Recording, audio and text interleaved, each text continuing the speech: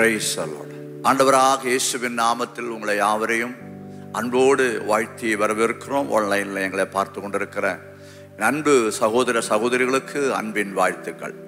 இந்த மே மாதத்தினுடைய இந்த முதல் நாளில் அதிகாலையில் கர்த்தருடைய சமூகத்தில் கூடி வர செய்கிற தேவ கிருபையை நினைத்து நான் ஆண்டவருக்கு நன்றி செலுத்துகிறோம். ஒரு நாளை தேவன் நமக்கு கூட தந்திருக்கிறார், அதை நினைத்து ஆண்டவரை மகிமைப்படுத்துங்க. ஆண்டவருடைய பிரசன்னம் நம்ம மேல் எப்போதும் காணப்படுகிறது. அவருடைய கரம் நம்மை எப்போதும் தாங்குகிறது. அவருடைய கிருபை நம்மை நடத்துகிறது. ஒவ்வொரு நாளும் தேவன் நம்மளை கைவிடாமல் நடத்தி கொண்டிருக்கிறார். நமக்கு வருகிற எல்லா ஆபத்துகளிலிருந்தும் வேதனைகளிலிருந்தும் இக்கட்டுகளிலிருந்து விடுவித்து தேவன் நம்மை சுகபல ஆரோக்கியத்தோடு வைத்திருக்கிறார். அது காரணம் நம்முடைய தேவன் நம்ம வைத்திருக்கிற அன்பு. அநேக சுகவீனமாக இருக்கும்போது, ஹாஸ்பிட்டலில் இருக்கும்போது நாம் ஆண்டவருடைய சமூகத்தில் வரத்தக்கரான கிருபை தேவன் தந்திருக்கிறார். அதனால் ஆண்டவரை மகிழ்ப்படுத்துகிறேன். கடந்த மாதங்கள் முழுவதுமாக நம்மை நடத்தின தேவன் இந்த மே மாதத்தில் நடத்த அவர் வல்லவராக இருக்கிறார். இப்போ ஒரு நாள், இந்த நாளுக்குரிய இந்த மாதத்துக்குரிய வாக்குத்தம்னு சொல்ல முடியாது, ஒரு ஆலோசனையை எடுத்துக்கொள்ளுங்க. 34ஆம் சங்கீதம் அதனுடைய 15ஆம் வசனம், 34ஆம் சங்கீதம் அதனுடைய 15ஆம் வசனம், கர்த்தருடைய கண்கள் நீதிமான்கள் மேல் நோக்கமாயிருக்கிறது, அவருடைய செவிகள் அவர்கள் கூப்பிடுதலுக்கு திறந்திருக்கிறது. அன்பானது, மறுபடியும் நான் வாசிக்கிறேன். கர்த்தருடைய கண்கள் நீதிமான்கள் மேல் நோக்கமாயிருக்கிறது, அவருடைய செவிகள் அவர்கள் கூப்பிடுதலுக்கு திறந்திருக்கிறது. தேவ பிள்ளைகள், ஒவ்வொரு விசுவாசிகளாக இருக்கிற நாம் அறிந்து கொள்ள வேண்டிய ஒரு விஷயம், நம்முடைய நம்பி இருக்க வேண்டிய ஒரு விஷயம் ஒன்று என்னன்னு தெரியுமா? அவருடைய கண்கள் எல்லாரும் மேலும் இல்லை, நீதிமான்கள் மேல் நோக்கமாயிருக்குன்னு சொல்லப்பட்டிருக்கிறது. நீதிமான்கள் மேல் நோக்கமாயிருக்கிறதா. ஹல்லேலூயா. அது ஒரு அந்த வேடு, நோக்கமாயிருக்கிற வேடு ரொம்ப நம்மை அழுத்தி சொல்ற மாதிரி இருக்கு. அந்த வேடை நம்ம பிடித்து. ரெண்டாவது, அவருடைய செவிகள் அவர்கள் கூப்பிடுதலுக்கு திறந்திருக்கிறது. பாருங்க, இந்த உலகத்தில் நான் இந்த வசனத்தை தியானிக்கும் போது, இந்த உலகத்தில் இவ்வளோ கரிசனை உள்ள மனிதன் யார் இருக்கிறாங்க? நம்முடைய தாயும் தகப்பனும், நம்முடைய பிள்ளைகளோ, நம்முடைய பெற்றோர்களோ, நம்முடைய நண்பர்களோ இவ்வளோ கரிசனை உள்ளவராக இருக்க மாட்டார். எப்போது என்ன சொல்றாரு? நீதிமான்கள் மேல் நோக்கம், அவருடைய கண்கள் அவருடைய கண்கள் நீதிமான் மேல் நோக்கமாக இருக்கிறது. சோத்திரம். அப்படி பார்த்தா நிறைய வசனங்கள் இருக்கு. அவருடைய கண்கள் நம்ம விட்டு என்னது விலகி போறதில்லை. நம்ம மேலே அவருடைய கண்கள் இருக்கு. அதுல ஒரு பக்கம் சந்தோஷமா இருந்தால் இன்னொரு பக்கம் வேதனையா இருக்கு. நம்ம ஏடா கூட எதுவும் பண்ண முடியாது, சரியா? ஆனா அது முக்கியம் இல்லை. அதாவது தேவ ஆவி நமக்குள்ள வந்து விட்டால், நான் அறிந்த விஷயம், எனக்குள்ள நான் புரிந்து கொண்ட விஷயம், தேவ ஆவியானவர் நமக்குள்ள வந்து நம்மை நடத்த ஆரம்பித்தால் தேவனுக்கு பிரியமில்லாத காரியங்கள்லாம் செத்து போயிடும். அதுல விருப்பம் இருக்காது. அதுக்குள்ள ஒரு பாருங்க, சிலதெல்லாம் பார்க்கும்போது நமக்கு ரொம்ப சந்தோஷமா இருக்கும். இப்போ பேரெல்லாம் சொல்ல மாட்டேன், சரியா? பார்க்கும்போது சந்தோஷமா இருக்கு. ஆனால் ஆண்டவர் அவருடைய ஆவி நமக்குள்ள ஆள ஆரம்பிச்சா அதெல்லாம் நமக்கு விருப்பமே இருக்காது. அது ஏதோ ஒரு பொருள் நினைச்சுப்போம். ஆனால் அதுதான் ஆண்டவருடைய செயல். அப்போ இந்த இடத்துல நம்ம நோக்கமா இருக்கிற தேவன், நம்ம அதை மறந்துடக்கூடாது. எந்த சூழ்நிலையில் நம்முடைய வாழ்க்கையில என்ன சூழ்நிலைகள் மாறி மாறி வந்தாலும் நமக்கு ஒரு உள்ளுக்குள்ள நம்முடைய இருதயத்தின் ஆழத்துல ஒரு எண்ணம் வேண்டும். தேவன் அவருடைய கண்கள் என் மேல் நோக்கமா இருக்கிறது. என்னுடைய வாழ்க்கையில் அவருக்கு தெரியாத ஒன்றுமே நடக்காது.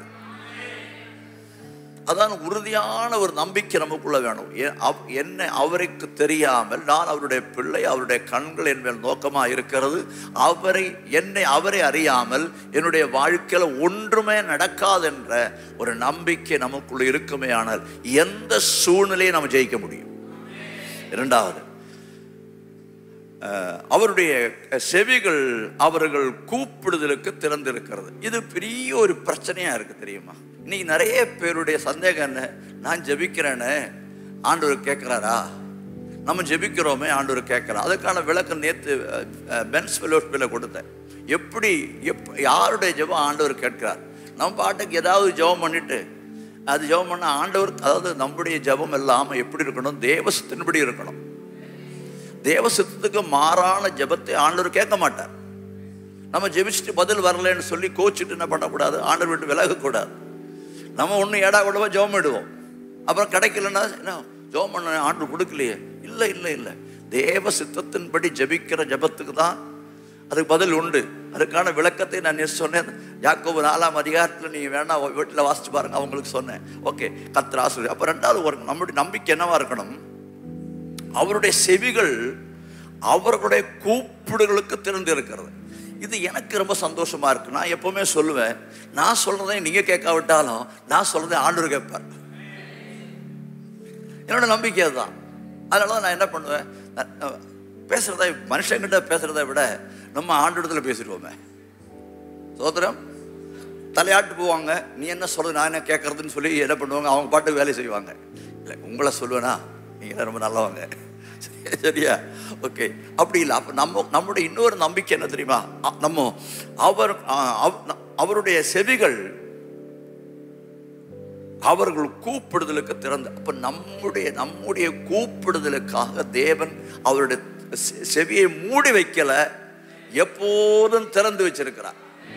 நம்ம அப்ப திறந்து வச்சிருக்கிறேன்னு சொன்ன, ஆண்டவர் திறந்து வச்சிருக்கான்னு சொன்னா நம்ம என்ன பண்ணோம்?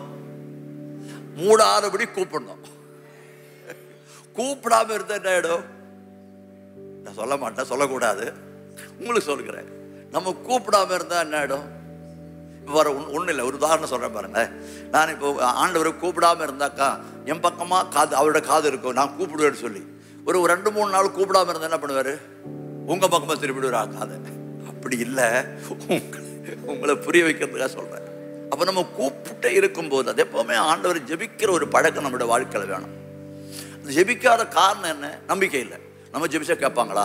பாஸ்டர் ஜெபிச்சு தான் கேட்பார், நம்ம ஜெபிச்சா கேட்க மாட்டோம். இல்லைங்க, பாஸ்டர் எல்லாரும் ஒரே மாதிரி தான், நீங்களும் நானும் எல்லாரும் ஒரே மாதிரி தான். ஒன்றும் பாஸ்டருக்கு மட்டும் 2 கொம்பெல்லாம் முளைக்கல, சரியா?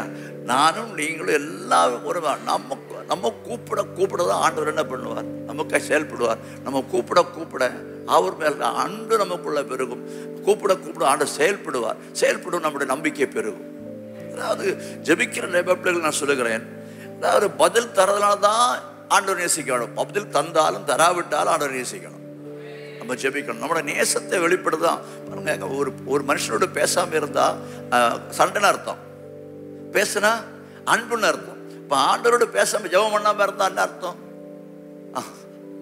அப்போ இந்த இடத்துல நீங்க புரிஞ்சுக்கணும், அவருடைய செவிகள் அவர்கள் கூப்பிடுதலுக்கு திறந்து இருக்கிறது. அவர்கள் கூப்பிடுதலுக்கு, அவருடைய செவிகள் அவருடைய கூப்பிடுதலுக்கு திறந்து இருக்கிறது. இந்த நாள் முதலுக்கு 2 நம்பிக்கை. அவர் என் மேல் நோக்கமாக இருக்கிறார்.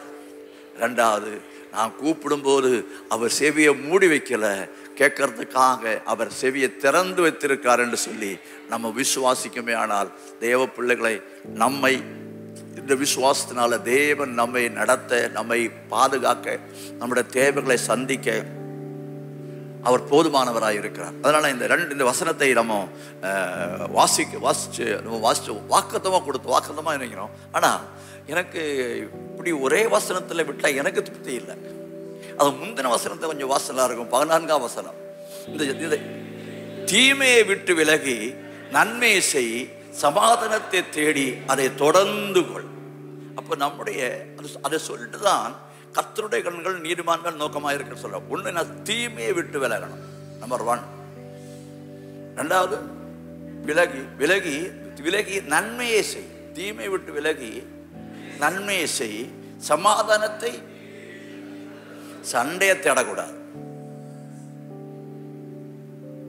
மறுபடியும் சொல்லுகிறேன், ஆன்லைனில் இருக்கிறவங்களுக்கு சொல்லுகிறேன், சண்டையை தேடாது, சமாதானத்தை தேடு. சமாதானத்தை உண்டு பண்ணுகிறவன் பாக்கியவான் சொல்லப்பட்டிருக்கு. அந்த பாக்கியத்தை நம்ம பெற்றுக்கொள்வோமே. சமாதானத்தை தேடி அதை தொடர்ந்து கொள். அப்படி சொல்லிட்டு தான் சங்கீதக்காரன் சொல்ற, கர்த்தருடைய கண்கள் நீதிமான் மேல் நோக்கமா இருக்குன்னு சொல்றாரு. அப்போ நம்ம வாழ்க்கையில தீமை விட்டு விலகி எப்போதும் நன்மை சேர்ந்தக்காய் பிரயாசப்படு. நிச்சயமாய் அது நிமித்தமாய் தேவன் அவருடைய கண்கள் நம்மேல் இருக்கும். இன்னொரு பாயிண்ட சொல்லிடுறேன். சிலவங்களுக்கு விசுவாசம் இல்லாமல் இருக்கிறதுனால சொல்லுகிறேன். தேவனுடைய கண்கள் எப்போது நம்மேல் இருக்குமே ஆனால் நமக்கு ஒரு பாதுகாப்பு உண்டு. இந்த சிறு பிள்ளைகளை வச்சிருக்கவங்களுக்கு தெரியும். பெற்றோர்கள் இருந்து கூட அந்த பிள்ளைகளை வெளியே கொண்டு போகும்போது அவங்க பேசியிருந்தால் ஒரு கண் என்ன எங்கே இருக்கும், நம்ம சபையில பார்க்கலாம். இங்கே ஒரு குழந்தை இருந்தால் எல்லா இட கண்கள் அதை மேலே தான் இருக்கும். என்ன பார்க்கறது மட்டுமல்ல, அது விழுந்துருவாங்களோ, எந்திரிப்பாங்களோ, போயிடுவாங்களோ, மேடைக்கு ஏறிடுவாங்களோ, பாஸ்டர் டிஸ்டர்ப் பண்ணுவாங்களோ, நல்ல எண்ணத்தோடு தான் பார்க்குறீங்க அப்படின்னு சொல்கிறேன். சரியா? ஓகே. அப்போ பாருங்க, அந்த பேரண்ட்ஸுக்கு எப்பவுமே என்ன இருக்கும், அந்த ஒரு கண்ணு எப்பவுமே அந்த பிள்ளைகள் மேல இருக்கும். அப்படி ஒரு பேரண்ட்ஸுக்கு அந்த பிள்ளைகள் மேல அந்த கண் இருக்குமே ஆனால் பரலோக தேவனுக்கு எவ்வளவு அதிகமாய் நம்ம மேல் கண் இருக்கும். அது எதை குறிக்கிறது? பாதுகாப்பை குறிக்கிறது. ஹல்லேலூயா. இன்னைக்கு நம்ம பாதுகாப்பா இருக்க காரணமே நம்ம பாதுகாப்பு போட்டதுனால அல்ல, தேவனுடைய பாதுகாப்பு. இல்லாவிட்டால் அவருடைய கண்கள் நம்ம இருக்கிறதுனால தான் நம்ம பாதுகாப்பாக இருக்கிறோம். ஸோ கர்த்தர் உங்களை ஆசீர்வதிப்பாராக. ஆண்டவர் உங்களை அதிகமாய் பலப்படுத்துவார். ஆன்லைனில் எங்களை பார்க்கிற அன்பு சகோதர சகோதரிகளை கர்த்தர் இந்த வசனத்தின் மூலமாய் ஆசீர்வதிப்பார். உங்களுக்கு நான் ஜெபிக்கிறேன். இரக்கமுள்ள பிதாவே, உம்முடைய குமாரனாக இயேசுவின் நாமத்தில் உம்முடைய சமூகத்தை நாங்கள் நோக்கி வருகிறோம். இந்த மே மாதத்தில் அதிகாலையில் ஆண்டவரே உம்மை தேடும்படியான கிருபை தந்து, ஆண்டவரே உம்முடைய வசனத்தை நாங்கள் தியானிக்க நீர் எங்கள் மேல் உங்களுடைய கண்கள் எங்கள் மேல் நோக்கமாக இருக்கிறது என்றும், உம்முடைய செவிகள் எங்களுக்கு திறந்திருக்கிறது என்று எங்களோடு பேசியிருக்கிறப்பா, நாங்கள் அதை நம்பி எந்த சூழ்நிலையிலும் எங்களை யார் என்னை காணாவிட்டாலும், யார் என்னை பார்க்காவிட்டாலும் என்னை பார்க்கிற ஒரு தெய்வம் உண்டு என்ற நம்பிக்கை ஆண்டவரே எங்களுக்குள் காணப்படவும், ஆண்டவரே எங்கள் ஜெபம் கேட்கப்படாதா என்ற அவிசுவாசம் எங்களுக்குள்ள இராதபடி எங்களுடைய ஜெபத்தை கேட்கறதுக்காய் நீர் உம்முடைய செவியை திறந்திருக்கின்ற விசுவாசமும் எங்களுக்கு உண்டாக இந்த மாதம் முழுவதும், மே மாதம் முழுவதுமாக இந்த வசனத்தின் மூலமாய் நாங்கள் பாதுகாக்கப்பட, ஆண்டவரே நாங்கள் ஜெபத்தில் முன்னேற, ஆவிக்குரிய வாழ்க்கையில் முன்னேற தேவரீர் உதவி செய்யும்படியாக அடிமை ஜெபிக்கிறோம். இந்த வசனத்தை கேட்ட ஒவ்வொருடைய வாழ்க்கையிலும் நீர் கிரியை செய்து உம்முடைய நாமத்தை மகிமைப்படுத்தும்படியாக ஜெபிக்கிறோம். ஆண்டவரே காலை வேளையில் உம்முடைய சமூகத்தில் பிசிக்கலாக சபையில் வந்திருக்கிற அன்பு பிள்ளைகளுக்காய், அன்பு சகோதர சகோதரிகளுக்காய் நன்றி செலுத்துகிறோம். அவர்களை ஆண்டவரே உம்முடைய நாமத்தில் ஆசீர்வதிக்கிறேன். இந்த மாதம் முழுவதுமாக உடைய பிள்ளைகளை பாதுகாத்து தேவ கிருபைக்குள்ளாய் மறைத்து ஆண்டவரை வழிநடத்தும்படியாக ஜெபிக்கிறோம். ஆன்லைனில் பார்க்கிற தேவ பிள்ளைகளையும் இனிமேல் பார்க்க போகிற பிள்ளைகளுக்காக நான் ஜெபிக்கிறேன். இந்த மாதம் முழுவதுமாக உம்முடைய பாதுகாப்பு இருக்கும்படியாக, உம்முடைய ஆசீர்வாதம் இருக்கும்படியாக, உம்முடைய நன்மைகள் உம்முடைய பிள்ளைகள் மேல் ஆண்டவரை வரத்தக்கனாக, அவர்கள் பாரப்படுகிற, வேதனைப்படுகிற, பயப்படுகிற எல்லா விஷயத்தின் மேலும் நீ ஜெயம் கொடுத்து, ஆண்டவரை என்னை காண்கிற ஒரு தெய்வம் உண்டு, எனக்காய் செவி திறந்திருக்கிற ஒரு தெய்வம் உண்டு, அவரை நம்பி ஆண்டவரை உம்முடைய நாமத்தை மகிமைப்படுத்த ஆண்டவரை உதவி செய்யும்படியாக அடிமை ஜெபிக்கிறேன். ஒவ்வொருவரையும் ஆசீர்வதியும் ஆண்டவரே. இந்த மாதம் முழுவதுமாய் உம்முடைய பாதுகாப்பு பிள்ளைகளோடு இருக்கட்டும். ஆண்டவரே நல்ல சுகபலத்தை, ஆரோக்கியத்தை கொடுக்கும்படியாக ஜெபிக்கிறோம். ஆண்டவரே எல்லா பலவீனங்கள், சுகவீனங்கள், சோர்வுகள் நீங்கி ஆண்டவரே சமாதான, சந்தோஷம், திருப்தி உண்டாகத்தக்கதாக தேவரீர் உதவி செய்யும்படியாக ஜெபிக்கிறோம். தேவ கிருபைக்குள்ளாய் ஒவ்வொருவரையும் மறைத்துக் கொள்ளும். ஆண்டவரே இந்த மாதத்தில் ஆண்டவரே உம்முடைய கடைசி நாள் வரைக்கும், மாதத்தினுடைய கடைசி நாள் வரைக்கும் உடைய பிள்ளைகளுடைய போக்கையும் வரத்தை ஆசீர்வதித்து தேவ கிருபை ஒவ்வொரு நாளும் இவர்களை தாங்கத்தக்கதாக நீர் உதவி செய்யும்படி அடிமை ஜெபிக்கிறோம். கையின் பிரயாசங்கள் ஆஸ்வதிக்கப்படட்டும். குடும்பத்தில் ஆண்டவரே குடும்பத்தை கர்த்தர் ஆஸ்வதிப்பீராக, தலைமுறையை கர்த்தர் ஆஸ்வதிப்பீராக. விசேஷமாய் குடும்பத்தில் சமாதானம் ஆண்டவரே காணப்பட நாங்கள் ஜெபிக்கிறோம். ஆண்டவரே ஜெபிப்பதற்காக உடைய பிள்ளைகளை உற்சாகப்படுத்தும், உம்மை தேடுவதற்காக உடைய பிள்ளைகளை உற்சாகப்படுத்தும். தேவ கிருபைக்குள்ளாய் மறைத்து இந்த மாதத்தை ஆசீர்வாதத்துக்காய் நன்றி. கடந்த மாதம் முழுவதுமாய், மாதங்கள் முழுவதுமாய் எங்களை நடத்தி வந்ததுக்காக நன்றி, பாதுகாத்ததுக்காக நன்றி. தொடர்ந்தும் கடந்த நாட்களை நடத்தின தேவன் இந்த மாதங்கள் நடத்த நீ வல்லவராக இருக்கிறபடினால் உமக்கு நன்றி செலுத்துகிறோம். எல்லா துதி கன மகிமை உமக்கே நாங்கள் தருகிறோம். இயேசுவின் நாமத்தில் ஜெபிக்கிறோம் பிதாவே. ஆமென், ஆமென்.